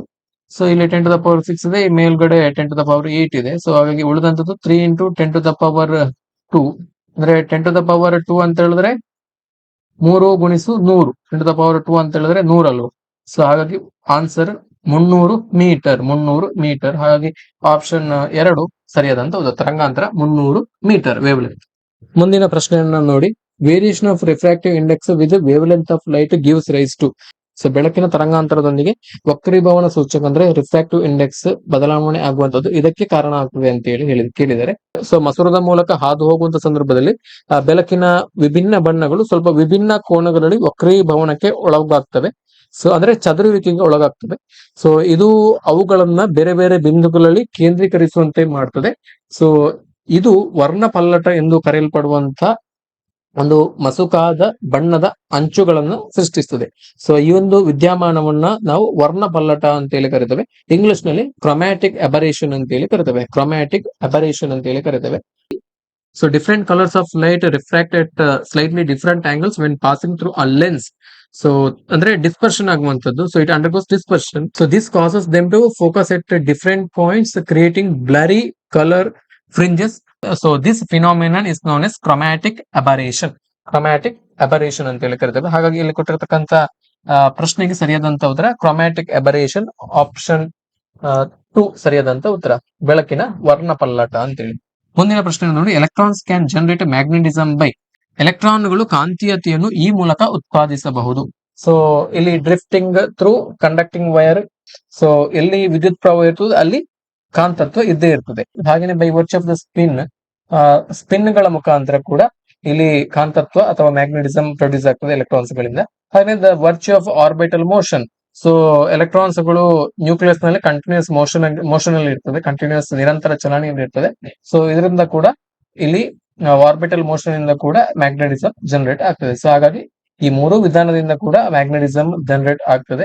ಸೊ ಹಾಗಾಗಿ ಇಲ್ಲಿ ಆಲ್ ಆಫ್ ದ ಅಬೋವ್, ಮೇಲಿನ ಎಲ್ಲವೂ ಸರಿಯಾದಂತ ಉತ್ತರ. ಮುಂದಿನ ಪ್ರಶ್ನೆ ನೋಡಿ, Betelgeuse is a red star, Rigel is a blue star, from this we can state that. So ಇಲ್ಲಿ 4 ಆಯ್ಕೆಗಳನ್ನ ಕೊಟ್ಟಿದ್ದಾರೆ.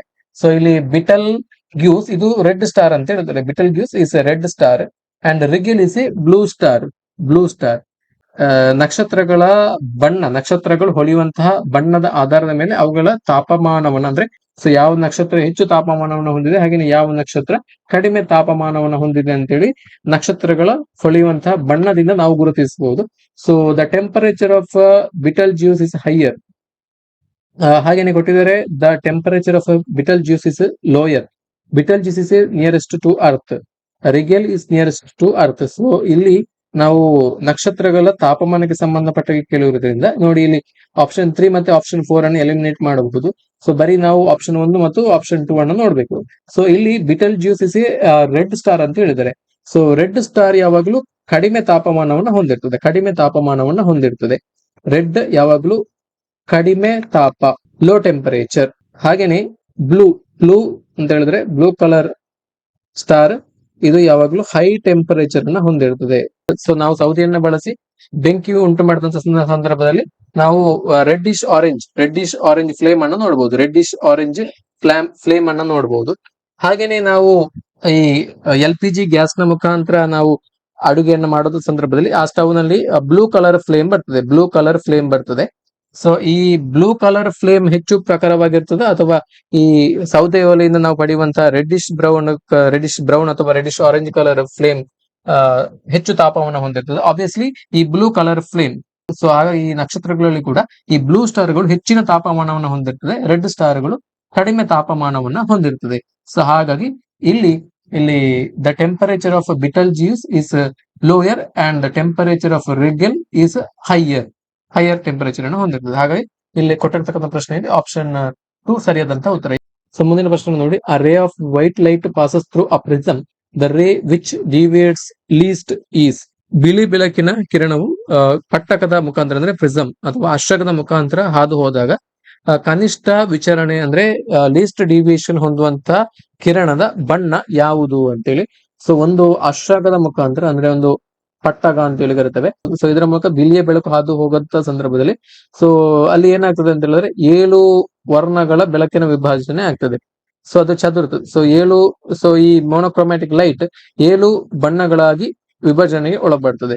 ಸೊ ಇಲ್ಲಿ ಲೀಸ್ಟ್ ಡಿವಿಯೇಟ್ ಆಗುವಂತ ಬಣ್ಣ ಯಾವುದು ಅಂತೇಳಿ ಕೇಳಿದರೆ, ಸೊ ಈ ತರ 7 ಬಣ್ಣಗಳು ಡಿವಿಯೇಷನ್ ಆಗ್ತದೆ. ಸೊ ಇಲ್ಲಿ ಲೀಸ್ಟ್ ಡಿವಿಯೇಷನ್ ಆಗುವಂತ ಬಣ್ಣ ಯಾವುದು ಅಂತೇಳಿ ಕೇಳಿದರೆ, ಸೊ ಇಲ್ಲಿ ಲೀಸ್ಟ್ ಡಿವಿಯೇಟ್ ಆಗುವಂತ ಬಣ್ಣ ಯಾವುದು ಅಂತ ಹೇಳಿದ್ರೆ ಅದು ಲೆಡ್. ಸೊ ಹೈಯೆಸ್ಟ್ ಡಿವಿಯೇಟ್ ಆಗುವಂತದ್ದು ವೈಲೆಟ್, ಲೀಸ್ಟ್ ಡಿವಿಯೇಟ್ ಆಗುವಂತದ್ದು ರೆಡ್. ಸೊ ಹಾಗಾಗಿ ಇಲ್ಲಿ ಕೊಟ್ಟಿರ್ತಕ್ಕಂಥ ಪ್ರಶ್ನೆಗೆ ಸರಿಯಾದಂತ ಉತ್ತರ ರೆಡ್. ಮುಂದಿನ ಪ್ರಶ್ನೆ ನೋಡಿ, power of lens is measured in. So ಮಸೂರದ ಸಾಮರ್ಥ್ಯವನ್ನ ಇದರಲ್ಲಿ ಅಳೆಯಲಾಗುತ್ತದೆ. ಸೊ ಮಸೂರದ ಸಾಮರ್ಥ್ಯವನ್ನು ಸಾಮಾನ್ಯವಾಗಿ ಡಯೋಪ್ಟರ್ ಅನ್ನುವಂತ ಒಂದು ಏಕಮಾನದಿಂದ ಅಳೆಯಲಾಗ್ತದೆ. ಮಸೂರದ ಸಾಮರ್ಥ್ಯ ಡಿ ಅಂತ ಹೇಳಿ ಕರಿತೇವೆ. ಸೊ ನೀವು ಲೆನ್ಸ್ ಗಳಲ್ಲಿ ನೋಡಿರ್ಬೋದು, ಕನ್ನಡಕಗಳಲ್ಲಿ ನೀವು ನಮೂದು ಮಾಡಿರುವುದನ್ನ ನೋಡಿರ್ಬೋದು, ಮೆನ್ಷನ್ ಮಾಡಿರ್ತಾರೆ. ಸೊ ಆ ಒಂದು ಮಸೂರದ ಸಾಮರ್ಥ್ಯವನ್ನ, ಸೊ ನಿಮ್ನ ಮಸೂರದ ಸಾಮರ್ಥ್ಯ ಯಾವಾಗ್ಲೂ -D ಆಗಿರ್ತದೆ. -D ಇಂದ ರೆಪ್ರೆಸೆಂಟ್ ಮಾಡ್ತಾರೆ.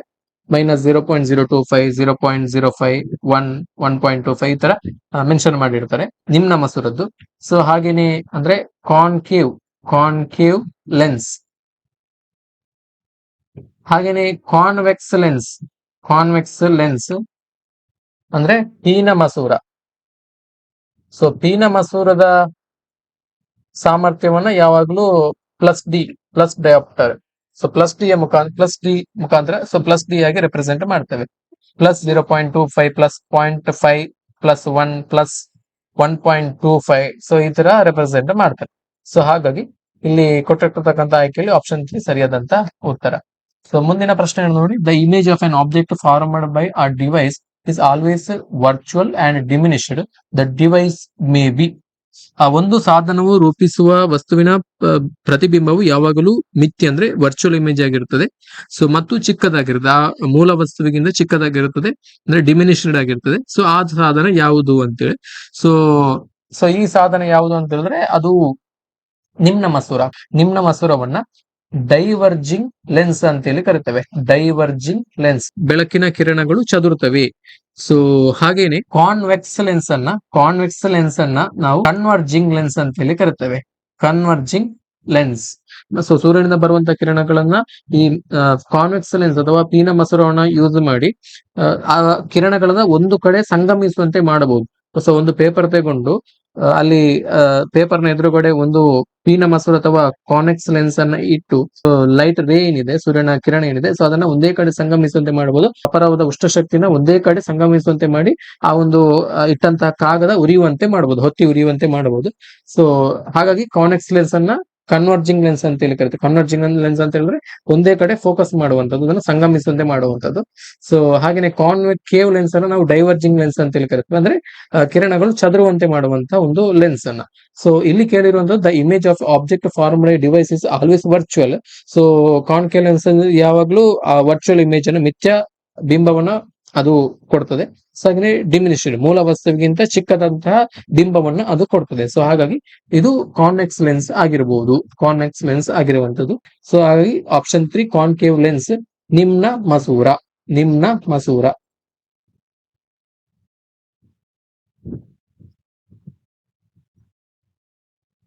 ಸೊ ಈ ರೀತಿ 2003ರಲ್ಲಿ ನಡೆದಂತಹ ಭೌತಶಾಸ್ತ್ರ ಪ್ರಶ್ನೆ ಪತ್ರಿಕೆಯಲ್ಲಿ ಪ್ರಶ್ನೆಗಳನ್ನ ಕೇಳಿದ್ರು.